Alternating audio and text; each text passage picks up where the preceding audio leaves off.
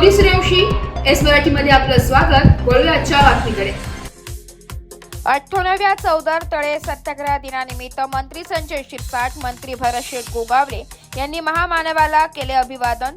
महाडमधील भीमसृष्टीसाठी लागणारा निधी मी माझ्या खात्यातून देणार, मंत्री शिरसाट यांनी सांगितले. मुख्यमंत्री एकनाथ शिंदे यांना सांगून मंत्री गोगावले यांनी महामानवाला मानवंदना सुरू केली आहे.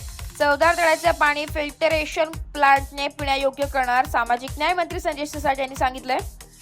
आज भारतरत्न महामानव डॉक्टर बाबासाहेब आंबेडकर यांनी महाडमधील चौदार तळ्यावरती सत्याग्रह करत चौदार तळे सर्वांसाठी खुले केले. आजच्या दिवशी देशभरातून मोठ्या संख्येने आंबेडकर अनुयायी महाडमध्ये दाखल होतात आणि महामानवाला अभिवादन करत असतात.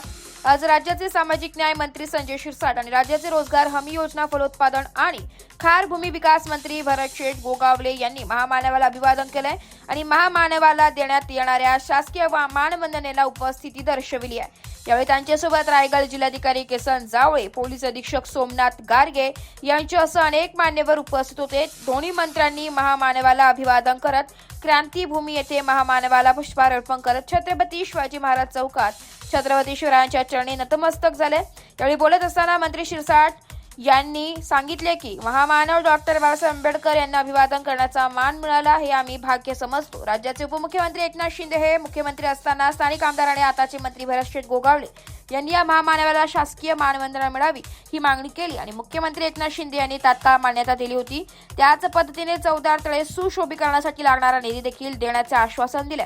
चौदार तळे येथील पाणी आज पिण्यायोग्य नाही, तरी आमच्या सामाजिक न्याय खात्यामार्फत या ठिकाणी फिल्टरेशन प्लॅन उभा केला जाईल आणि चौदार तळ्यातील पाणी पिण्यायोग्य केले जाईल असे आश्वासन दिले.